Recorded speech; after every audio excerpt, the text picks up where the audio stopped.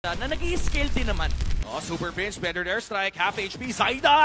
Natin, Zaida ba first blood para dito kay Kirk.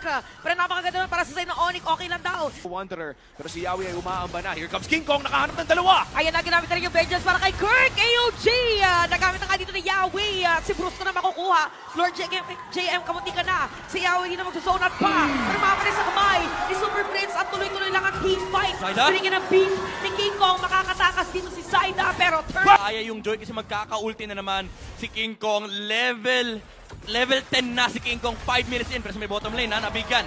Nakahanap sila ng trade sa may bandang baba. Napakain nila yung gold laner, pero Yawi half HP. Makakatakas nga ba? Okay, nakafocus daw sila sa may bottom lane. Nag-flicker, tapos ginamit yung Raging Sandstorm.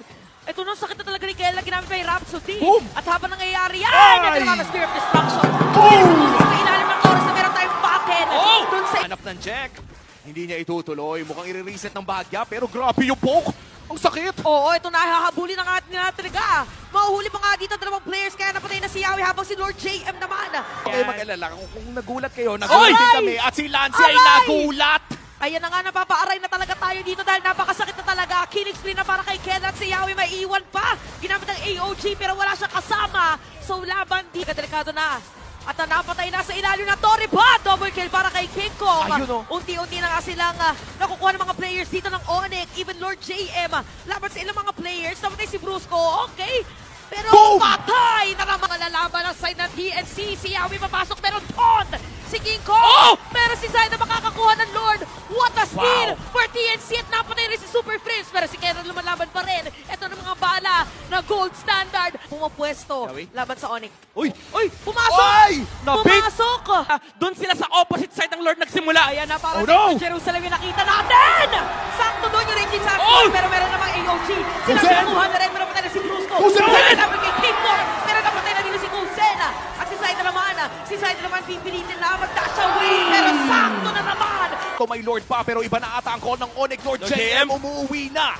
Laban sa tatlo, Lord JM. Hindi gusto yung destruction pero merong Wind of Nature. Wow! And it's gonna be a shutdown para dito kay Kusen. Pero si Zaida naman napatay. Medyo nakahati na yung mapa natin. Sila lang pipitikan. At si Yawi na rin dito ginamit yung AOG. Meron pa magpasok doon. Pero meron airstrike from the Monster Mage. Matatapos na nga ba ito ng Onyx Philippines? Base lock na nga lang ba si Kosen? Di ba? At target na nga nila dito yung Pasig. Game number 1. Onyx Philippines. What a game! Nayanig agad ang stadium ng MPL. Sila na naman muli ang makakauna. Ang tanong, sila nga ba ang makakakuha? Actually, wala silang pake. Classic King Kong. Sabi niya, bigay nyo na yung turtle. Akin yung orange. Oo nga pala, pero yung alas si Super Prince.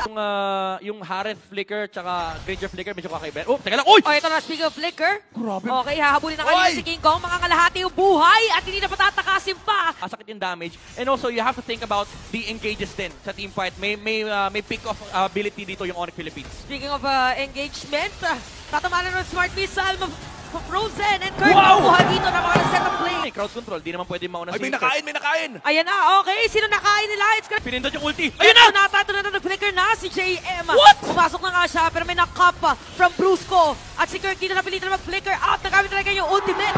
Killing spree na para dito kay Zaida. Aalis mo ng mga players ng TNC, pero -1 ngayon. Look at Brusco. Sino sinipa niya? Sino hinanid niya? Ayun si Zaida, pero buhay. Diba, Onyx may tendency na hero na lang muna before mag...